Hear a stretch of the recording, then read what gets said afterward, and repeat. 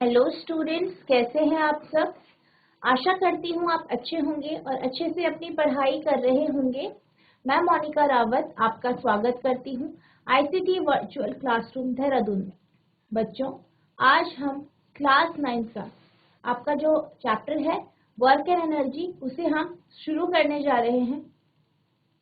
तो बच्चों, सबसे पहले हम आपका वर्क का कॉन्सेप्ट समझेंगे, यानी कार्य आखिर होता है। उसको समझने के लिए हम कुछ एग्जाम्पल्स लेंगे। तो आपका पहला एग्जाम्पल है, जैसे कि आप यहाँ पे देख सकते हैं, आपको यहाँ पे खाना दिखाई दे रहा है, यानी फूड दिखाई दे रहा है। ठीक है, तो आप खाना क्यों खाते हैं? आप खाना इसलिए खाते हैं ताकि आपको ऊर्जा मिले, यानी एनर्जी मिले, और आप अपने जो बेसिक काम है, यानी जो आपकी लाइफ प्रोसेस के जो बेसिक काम है वो आप कर सके। जैसे आप इधर उधर जा सके, आप नहा सके, कपड़े पहन सके, खा सके, जो आपके बेसिक काम है वो आप कर सके। और जो आपकी बॉडी के जो बेसिक वर्क है, जैसे कि डाइजेशन होना, ठीक है, एक्सक्रीशन होना, पचना, और आपका जो सांस लेना, ये सारे जो प्रोसेस है वो हो सके, इसलिए आप खाना खाते हैं या फूड लेते हैं, जो कि आगे ब्रेक होके आपको एनर्जी दे। इसी तरीके से अगर हम बात करें पेट्रोल डीजल की, तो पेट्रोल डीजल से हमें एनर्जी मिलती है, यानी जो हमारी गाड़ियां होती है, व्हीकल्स होते हैं, ठीक है, गाड़ियां होती हैं, उनको क्या मिलती है? एनर्जी मिलती है। तो यानी कि ये उन व्हीकल्स के लिए फूड का काम करती है और उन्हें क्या देती है? एनर्जी देती है, यानी ऊर्जा देती है। क्या देती है? ऊर्जा देती है, जिस कारण आपके जो व्हीकल्स है या फिर आपकी जो गाड़ियां हैं, जैसे ट्रक हो गई, स्कूटर हो गया, मोटरसाइकिल हो गई, कार हो गई, ये सब चीजें चल पाती हैं और आप एक जगह से दूसरे जगह जा पाते। तो जैसे कि हमने अभी देखा, हमने एक खाने का एग्जाम्पल देखा, यानी फूड देखा, फिर हमने पेट्रोल डीजल देखा। तो हमने ये देखा कि इनसे एनर्जी मिलती है, जिससे हम कुछ कार्य या वर्क कर पाते। तो यानी कि आपको ऊर्जा यानी एनर्जी की जरूरत होती है काम करने। अब जब हम वर्क कहते हैं, तो वर्क जब हम नॉर्मल लैंग्वेज में वर्क कहते हैं, तो हम ये कहते हैं कि जैसे हम पढ़ रहे हैं, ठीक है, हम कहीं पढ़ रहे हैं या फिर हम बैठ के कुछ अपना होमवर्क कंप्लीट कर रहे हैं, या हम खड़े होके खाना बना रहे हैं, तो हम क्या कहते हैं नॉर्मल लैंग्वेज में? कि हम काम कर रहे हैं। क्या कर रहे हैं? काम कर रहे हैं, यानी कार्य कर रहे हैं, यानी वर्क कर रहे हैं। तो नॉर्मल लैंग्वेज में हम ये तो कहते हैं कि हम बैठ के जब कुछ लिख रहे हैं, होमवर्क कंप्लीट कर रहे हैं, या पढ़ रहे हैं, या किचन में खड़े होकर खाना बना रहे हैं, तो हम ये तो कहते हैं कि हम वर्क कर रहे हैं। पर साइंटिफिक क्राइटेरिया में ये वर्क नहीं हो। जैसे कि आपको यहाँ पे एग्जाम्पल दिया गया है, एक लड़की है, ठीक है, एक स्टूडेंट है, एक लड़की है, एक छात्रा है, जो कि पढ़ाई कर रही है। क्या कर रही है? पढ़ाई कर रही है, वो पढ़ रही है। तो हम नॉर्मल लैंग्वेज में कहेंगे कि ये क्या कर रही है? काम कर रही है। पर अगर हम साइंटिफिकली देखें, तो ये एक जगह बैठी है और ये सिर्फ किताबों को पढ़ रही है, यानी इसने किसी भी तरीके का इसकी ऊर्जा नहीं लगी और ना ही इस पे या किसी भी तरीके का इसने फोर्स नहीं लगाया। ठीक है, फोर्स यानी बल, इसने किसी भी तरीके का कोई बल नहीं लगाया और ना ही इसको डिस्प्लेसमेंट यानी विस्थापन प्राप्त हो। तो साइंटिफिकली हम देखें तो ये कुछ भी काम नहीं कर रही है, सिर्फ एक जगह बैठी है, ठीक है, क्योंकि इसका जो काम है, इसका जो कार्य है, उसमें बल और विस्थापन यानी डिस्प्लेसमेंट, ठीक है, बल और विस्थापन इसके कार्य में इन्वॉल्व नहीं हुए। उसी तरीके से अगर हम ये कहें कि ये एक आदमी है और एक बड़े से पत्थर को ये क्या कर रहा है? धक्का दे रहा है। आप देख सकते हैं ये पत्थर को धक्का दे रहा है अपने हाथों से, लेकिन ये पत्थर हिला ही नहीं। इसने बहुत धक्का दिया, बहुत अपनी एनर्जी लगाई, बहुत फोर्स डाला, लेकिन ये पत्थर वहीं जहां खड़ा था उधर ही खड़ा है, कहीं ये गया नहीं है, इधर उधर ये डिस्प्लेस नहीं हुआ, यानी विस्थापित नहीं हुआ।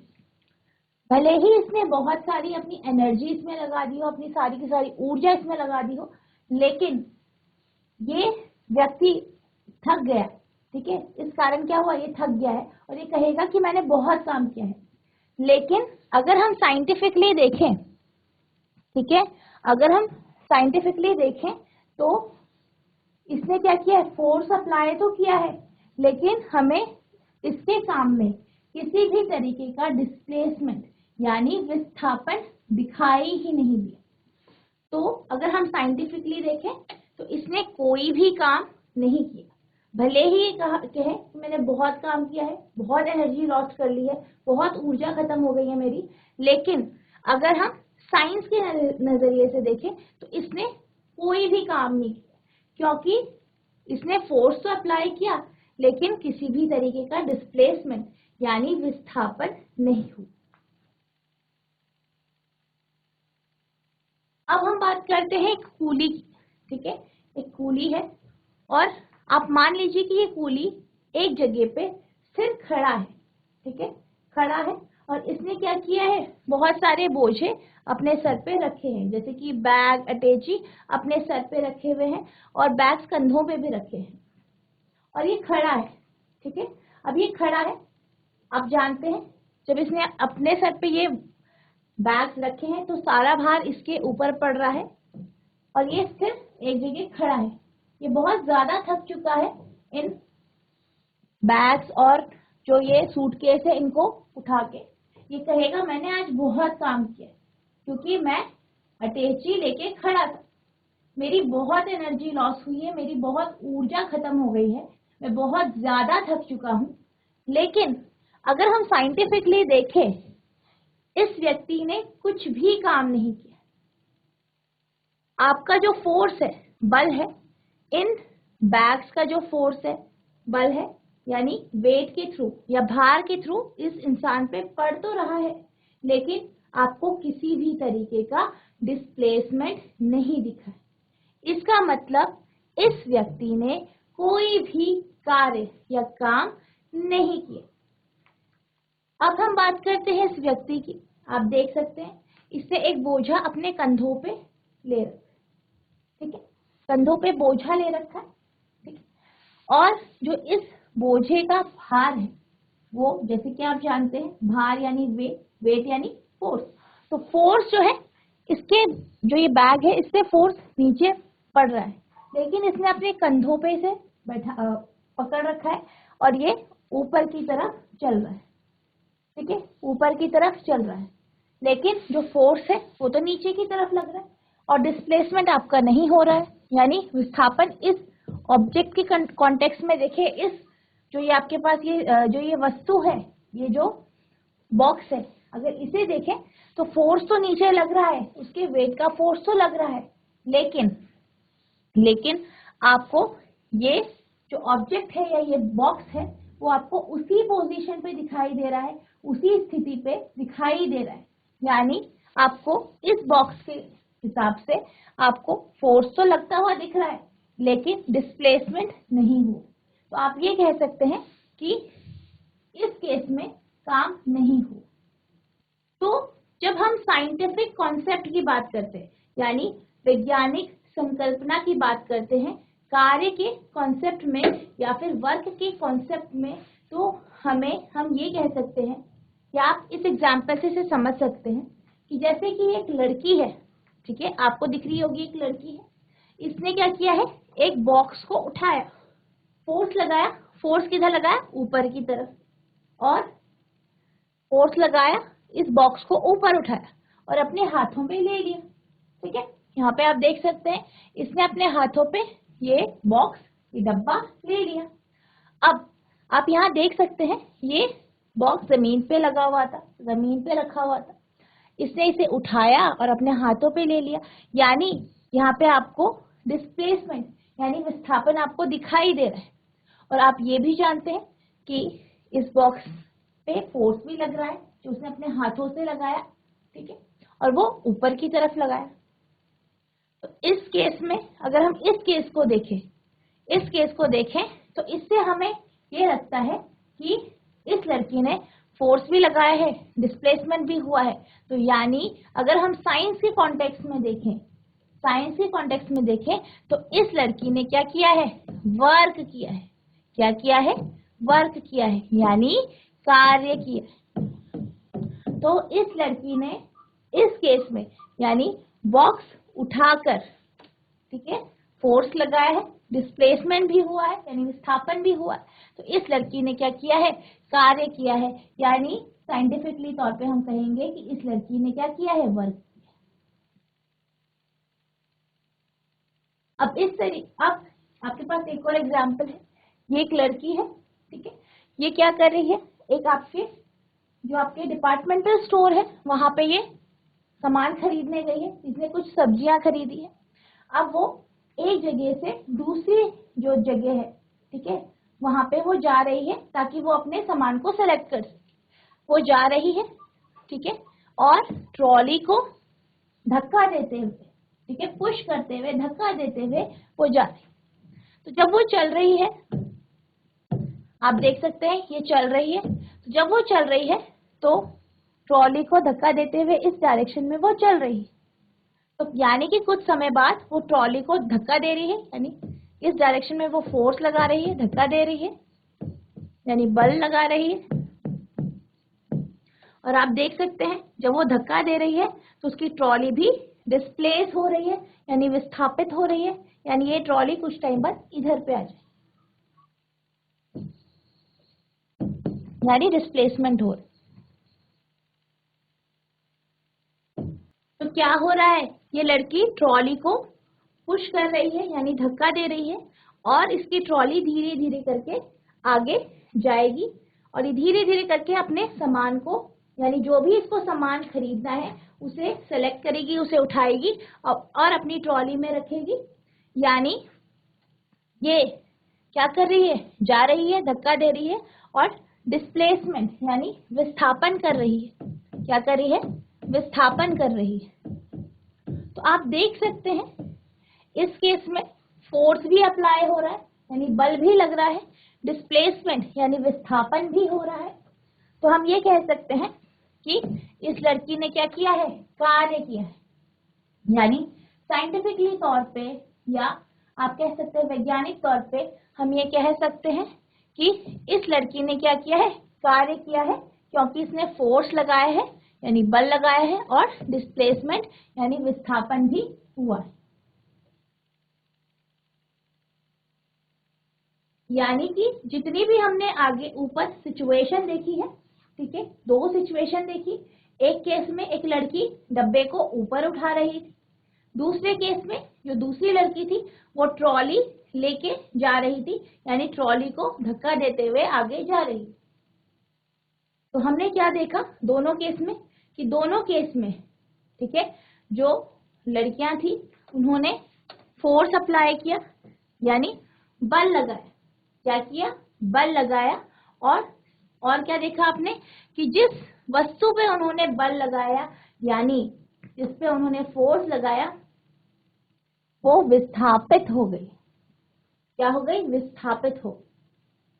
इससे हमें ये पता चलता है, अगर हम साइंटिफिक कॉन्टेक्स्ट में देखें या वैज्ञानिक तौर पे देखें तो हम कह सकते हैं कि कार्य तभी होगा या हम कह सकते हैं वर्क तभी होगा जब किसी वस्तु पे, किसी ऑब्जेक्ट पे फोर्स लगेगा, ठीक है, यानी बल लगेगा और वो वस्तु डिस्प्लेस होगी यानी विस्थापित होगी। तो ऊपर के जो हमारे कंडीशंस है यानी above situations reveal that two condition need to satisfy for work, यानी उपरोक्त स्थितियों को ध्यान पूर्वक देखने से ज्ञात होता है कि कार्य करने की दो दशाएं का होना आवश्यक है। यानी दो कंडीशंस जो है वो आपको चाहिए, दो दशाएं चाहिए जिस कारण आप कह सकते हैं आपका कार्य हुआ है। तो पहली कंडीशन क्या है, a force should act on an object, यानी वस्तु पर कोई बल लगना चाहिए, यानी कोई वस्तु है उस पे बल यानी फोर्स लगना चाहिए। सेकंड है the object must be displaced, यानी वस्तु विस्थापित होनी चाहिए, यानी आपके पास दो कंडीशन होनी चाहिए, दो दशाएं की पूर्ति होनी चाहिए। पहली दशा है फोर्स अप्लाई होना चाहिए, दूसरी दशा है क्या हो आपका डिस्प्लेसमेंट यानी विस्थापन होना चाहिए। तो अब जैसे कि हम जानते हैं किसी भी वस्तु पे, किसी भी ऑब्जेक्ट पे अगर हमें कार्य करना है यानी वर्क करना है तो पहली कंडीशन क्या है, आपका फोर्स अप्लाई होना चाहिए, बल लगना चाहिए। दूसरी कंडीशन क्या है, विस्थापन होना चाहिए या फिर डिस्प्लेसमेंट होना चाहिए। तो इससे हमें ये पता चलता है work done by a constant force, यानी एक नियत बल द्वारा किए गए कार्य को हम डिफाइन कर सकते हैं या कह सकते हैं कि एक नियत बल द्वारा किया गया कार्य जो होता है वो क्या होता है, हम ये कह सकते हैं। जैसे कि हम एक एग्जाम्पल ले सकते हैं, आप यहाँ पे देख सकते हैं एक हमारे पास टेबल है और हमने एक बॉक्स रखा, ठीक है, एक बॉक्स है और वो इस स्थिति पे है, इस पोजीशन पे है, इस तरीके से रखा गया है। अब हमने क्या किया, हमने इस बॉक्स पे फोर्स लगाया, देख सकते हैं ये फोर्स लगाया और इस डायरेक्शन में लगाया, आप देख सकते हैं इस डायरेक्शन पे हमने इस बॉक्स पे या डब्बे पे, ठीक है, क्या लगाया, फोर्स लगाया, फोर्स लगा, ठीक है, इस डब्बे पे फोर्स लगा, इस डब्बे पे क्या लगा, फोर्स लगा, फोर्स लगा तो क्या हुआ, इस पे मोशन आया। आप जानते हैं जब फोर्स लगाते हैं तो फोर्स से क्या होता है, मोशन आता है, मोशन आता है यानी गति आती है।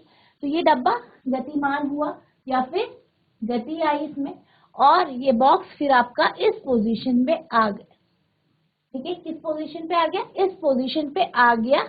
जब हमने फोर्स लगाया तो धक्का दिया इसे और ये डिस्प्लेस हुआ, यानी इसकी क्या हुई, विस्थापन हुई और ये दूसरी पोजीशन पे आ गया। तो इस केस में क्या हुआ है, F हमने फोर्स लगाया है, ठीक है, और S क्या हुआ है आपका, डिस्प्लेसमेंट यानी विस्थापन हुआ है। तो हम ये कह सकते हैं कि इस कंडीशन में काम हुआ है या कार्य हुआ है, या फिर हम ये कह सकते हैं कि इस कंडीशन में आपका वर्क हुआ है। तो फिर हम ये कहेंगे कि जो आपका वर्क है उसे हम किस तरीके से डिफाइन करेंगे इस केस में, जो आपका वर्क है वो बराबर होता है फोर्स इनटू डिस्प्लेसमेंट, यानी जो वर्क है यानी W बराबर F इंटू एस, या किया गया कार्य बराबर बल इंटू विस्थापन। तो इस तरीके से आप किसी भी वस्तु पे जब कोई कांस्टेंट, ठीक है, इसमें क्या कहा गया, फोर्स लगाए जो कि कांस्टेंट है यानी एक समान आपने बल लगाया है, ठीक है, तो जो आपने एक समान या कांस्टेंट या जो आपने नियत बल लगाया है उसके लिए आपका जो फॉर्मूला होगा वो ये होगा वर्क डन बराबर फोर्स इनटू डिस्प्लेसमेंट, यानी W बराबर F S। आई होप आपको ये समझ में आ गया होगा कि हमने ये फॉर्मूला किस तरीके से निकाला है। अब हम ये कह सकते हैं work done by a force acting on an object is equal to the magnitude of force multiplied by the distance moved in the direction of force, यानी किसी वस्तु पर लगने वाला बल के द्वारा किया गया कार्य बल के परिमाण तथा किसके परिमाण, कार्य बल के परिमाण तथा बल की दिशा में चली गई दूरी के गुणनफल के बराबर होता है।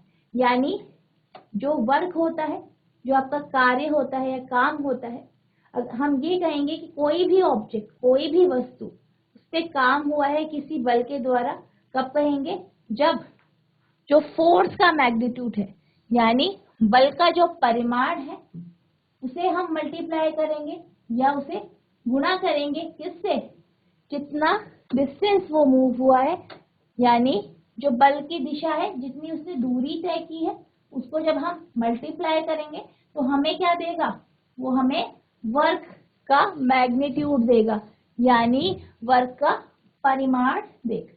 तो इस तरीके से हम ये कह सकते हैं कि जो आपका वर्क होता है वो बराबर होता है आपका किसी भी वस्तु पे जो वर्क किया गया है यानी काम किया गया है वो बराबर होता है उस वस्तु पे बल जितना लगाया गया है और मल्टीप्लाई बाय जितनी उसने दूरी तय की है, जितना इस बल की वजह से उस पे विस्थापन हुआ है। वर्क हैज ओनली मैग्नीट्यूड, तो जो आपका वर्क होता है यानी कार्य होता है, इसका सिर्फ एक मैग्नीट्यूड होता है, इसकी कोई डायरेक्शन नहीं होती, यानी इसकी कोई दिशा नहीं होती है, यानी कार्य केवल परिमाण होता है, इसकी कोई दिशा नहीं होती। तो जब हम इस कॉन्सेप्ट को देखते हैं कि जो वर्क है उसका सिर्फ मैग्नीट्यूड है यानी परिमाण है, उसकी कोई दिशा नहीं है, यानी कि जो वर्क होता है यानी कार्य होता है वो आपकी कैसी क्वांटिटी है, वर्क आपकी स्केलर क्वांटिटी। कैसी क्वांटिटी है, स्केलर क्वांटिटी है, यानी अदिश राशि, यानी अदिश राशि। तो जो आपका वर्क है यानी कार्य है वो एक स्केलर क्वांटिटी है, यानी एक अदिश राशि है। तो अभी हमने क्या समझा, हमने ये समझा कि वर्क का फॉर्मूला क्या होता है, किस तरीके से हम वर्क का फॉर्मूला निकालते हैं, वर्क यानी कार्य किस किस कंडीशन के ऊपर डिपेंड करता है, कौन सी वो दो कंडीशन है, और तीसरा कि जो आपका कार्य होता है यानी वर्क होता है वो एक स्केलर क्वांटिटी यानी अदिश राशि हो। अब अगर हम ये सोचें कि हमने किसी वस्तु पे, ठीक है, कोई एक ऑब्जेक्ट है, कोई वस्तु है, सपोज कोई एक ऑब्जेक्ट है, ये कोई ऑब्जेक्ट है, इस पे हमने फोर्स यानी बल लगाया, कितना बल लगाया, 1 न्यूटन का बल लगाया, यानी 1 न्यूटन का फोर्स लगाया, और ये डिस्प्लेस हुआ, ठीक है, डिस्प्लेस हुआ यानी विस्थापित हुआ, फाइनली इस पोजीशन पे, इस स्थिति पे ये आ, ठीक है। तो इस तरीके से ये हुआ। अगर हमने इस वस्तु पे 1 न्यूटन फोर्स लगाया और इसने जो विस्थापन या डिस्प्लेसमेंट जो इसका हुआ वो आपका 1 मीटर का हुआ, यानी 1 मीटर का डिस्प्लेसमेंट हुआ, यानी कोई वस्तु है उस पर हमने फोर्स लगाया, बल लगाया, 1 न्यूटन का बल लगाया और उसका डिस्प्लेसमेंट हुआ यानी विस्थापित हुआ वो, और कितना डिस्टेंस उसने कवर किया, कितना डिस्प्लेसमेंट हुआ, 1 मीटर। तो हम ये कहेंगे, अगर हम इसे सॉल्व करें, आप जानते हैं फोर्स बराबर होता है आपका वर्क जो बराबर होता है आपका, आप जानते हैं वर्क बराबर होता है आपका, अभी हमने देखा F इंटू एस, फोर्स हमें दिया गया है, फोर्स कितना है 1 न्यूटन यानी 1 यानी 1, और डिस्प्लेसमेंट आपका कितना हुआ है यानी विस्थापन कितना हुआ है 1 मीटर का, तो यानी कार्य कितना हुआ है 1 न्यूटन मीटर आपका कार्य हुआ है। इसका मतलब जो आपका वर्क हुआ है, कार्य हुआ है, वो 1 न्यूटन मीटर का आपका कार्य हुआ है।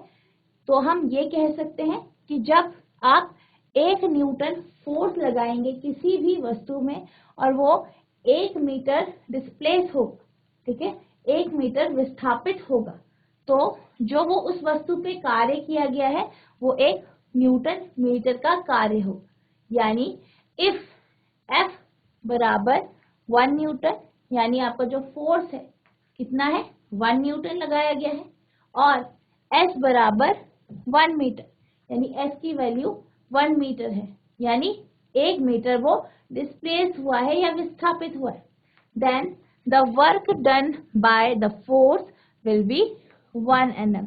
तो क्या होगा, जो कार्य उस वस्तु पे किया गया है वो आपका 1 Nm का कार्य होगा।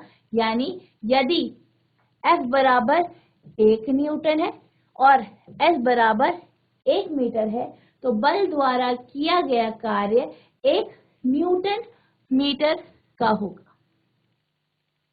तो इस तरीके से आप 1 न्यूटन मीटर, ठीक है, इसको आप डिफाइन कर सकते हैं, इसकी परिभाषा लिख सकते हैं इस तरीके से। Here the unit of work is newton metre. ठीक है, यहाँ पे आप देख सकते हैं जो आपका वर्क है यानी कार्य है उसका जो मात्रक है वो क्या है, न्यूटन मीटर है, या हम उसे जूल भी लिख सकते हैं। क्या लिख सकते हैं, जूल भी लिख सकते हैं। यहाँ बल का मात्रक न्यूटन मीटर है या जूल। 10 1 जूल, इस तरीके से आप 1 जूल यानी 1 जूल जो एनर्जी जो आपका वर्क है, ठीक है, जो 1 जूल वर्क है यानी 1 जूल कार्य जो है उसको आप इस तरीके से परिभाषित कर सकते हैं। यानी 10 1 joule is the amount of work done on an object when a force of 1 Newton displaces it by 1 meter along the line of action of the force। यानी जो आपका 1 जूल आप ये कह सकते हैं 1 जूल कार्य किया गया है। कब किया गया है, जब किसी ऑब्जेक्ट यानी किसी वस्तु पर 1 न्यूटन फोर्स लगाया गया हो और वो 1 मीटर डिस्प्लेस यानी विस्थापित हुआ हो उस फोर्स के अलोंग, यानी उस फोर्स के तरफ, जिस दिशा में वो फोर्स या वो बल लगाया गया है उसी दिशा में वो उसका विस्थापन हुआ हो, तो हम ये कह सकते हैं कि जो वर्क हुआ है यानी कार्य हुआ है वो 1 जूल कार्य हुआ है। अतः 1 जूल किसी वस्तु पर किए गए कार्य की वह मात्रा है जब 1 न्यूटन का बल वस्तु को बल की क्रिया रेखा की दिशा में 1 मीटर विस्थापित करते। तो इस तरीके से आप 1 जूल यानी 1 जूल की डेफिनेशन या फिर जो आपकी डेफिनेशन है, ठीक है, वो यानी आप 1 जूल को डिफाइन कर सकते। अब इसके बेस पे आपके पास एक क्वेश्चन है। तो आपका जो क्वेश्चन है वो ये है, अ फोर्स ऑफ 5 न्यूटन, ठीक है, यानी एक बल है 5 न्यूटन का, is acting on an object, यानी किसी वस्तु पे 5 न्यूटन का बल लगाया गया है यानी फोर्स लगाया गया है। The object is displaced through 2 metre, यानी वो ऑब्जेक्ट वो वस्तु विस्थापित हुआ 2 मीटर, किस डायरेक्शन में, इन द डायरेक्शन ऑफ फोर्स, यानी बल की दिशा में वो 2 मीटर विस्थापित हुआ है। What is the amount of work, आपको ये पूछा गया है कि कितना काम उसने किया है। तो जैसे कि आप यहाँ पे देख सकते हैं, यहाँ पे आपके पास एक ऑब्जेक्ट है, एक वस्तु है, इस पे 5 न्यूटन बल लगाया गया, ये क्या हुआ, उस बल की दिशा में विस्थापित हुआ, क्या हुआ, विस्थापित हुआ, और 2 मीटर ये विस्थापित हुआ, डिस्प्लेस हुआ। अब आपसे पूछा गया है इस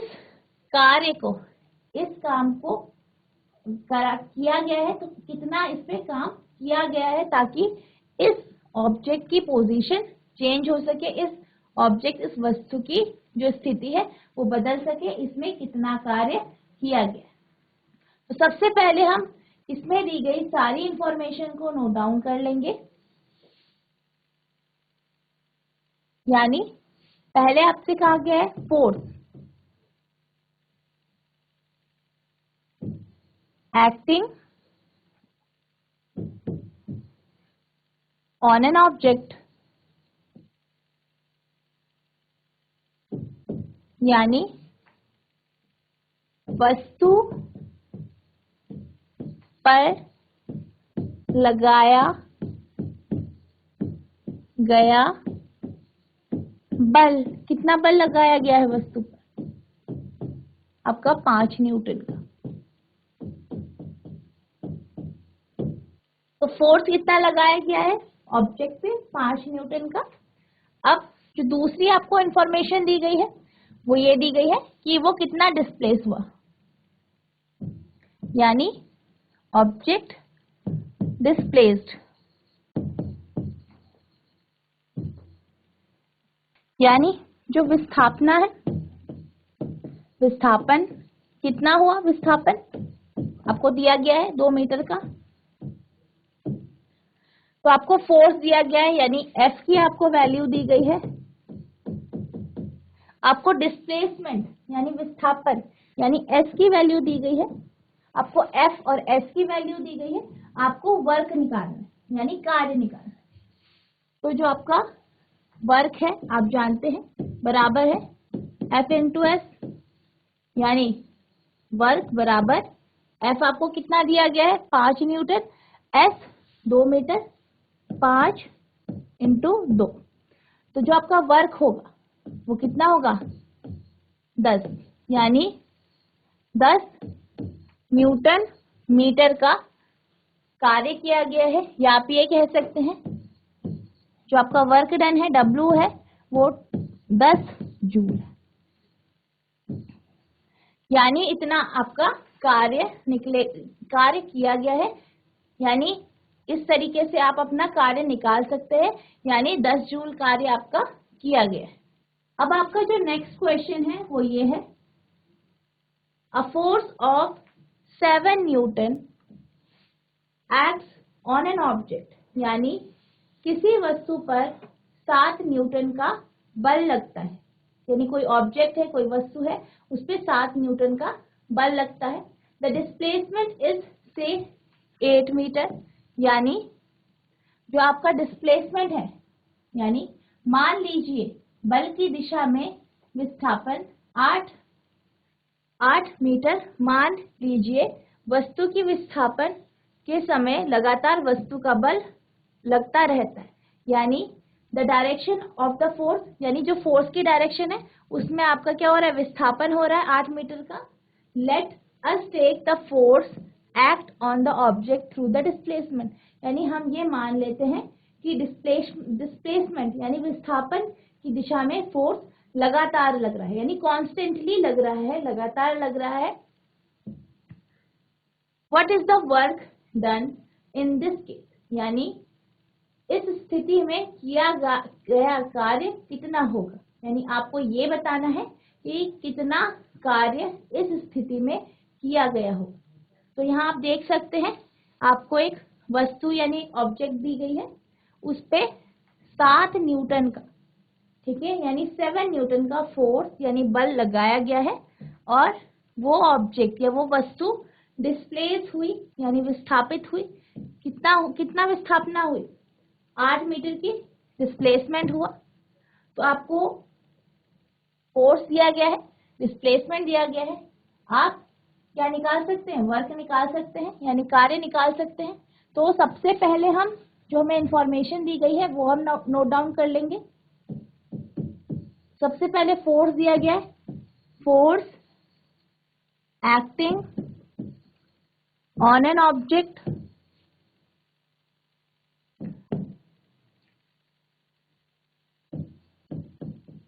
वस्तु पर लगाया गया बल, कितना लगाया गया है वस्तु पे बल, 7 न्यूटन का।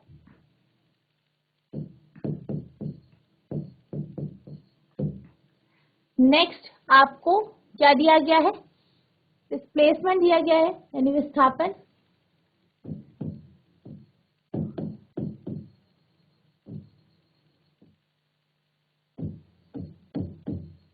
डिस्प्लेसमेंट यानी विस्थापन कितना दिया गया है, 8 मीटर का, यानी आपको F की वैल्यू दी गई है और आपको S की वैल्यू दी गई, ठीक है, आपको F की वैल्यू दी गई है और S की वैल्यू दी गई है। अब आपको क्या निकालना है, वर्क निकालना है। तो आप जानते हैं W बराबर F इंटू एस होता है, F कितना है आपका, फोर्स 7 न्यूटन, S 8 मीटर। अब आप इसे मल्टीप्लाई कर देंगे, यानी 56 न्यूटन मीटर। 56 न्यूटन मीटर आपका वर्क आ जाएगा, यानी कार्य आ जाएगा, यानी कि जिसे आप लिख सकते हैं 56 जूल। तो आपका इस तरीके से कार्य निकल गया है कि कितना कार्य वस्तु पे किया गया है, आपका इस तरीके से आप निकाल। तो बच्चों, मैं आशा करती हूँ जो मैंने आपको आज कार्य के बारे में पढ़ाया वो आपको समझ में आ गया होगा। कार्य की कंडीशन क्या होती है, साइंटिफिकली हम किस तरीके से कह सकते हैं कि कोई कार्य हुआ है या नहीं, वो भी आपको समझ में आ गया होगा। और जो हमने कार्य का यानी वर्क का जो फॉर्मूला देखा है वो भी आपको समझ में आ गया होगा, और जो हमने आगे क्वेश्चंस किए हैं वो भी आपको समझ में आ गए होंगे। तो बच्चों, आज के लिए बस इतना ही। मिलते हैं नेक्स्ट लेक्चर में, तब तक के लिए thank you and have a nice day.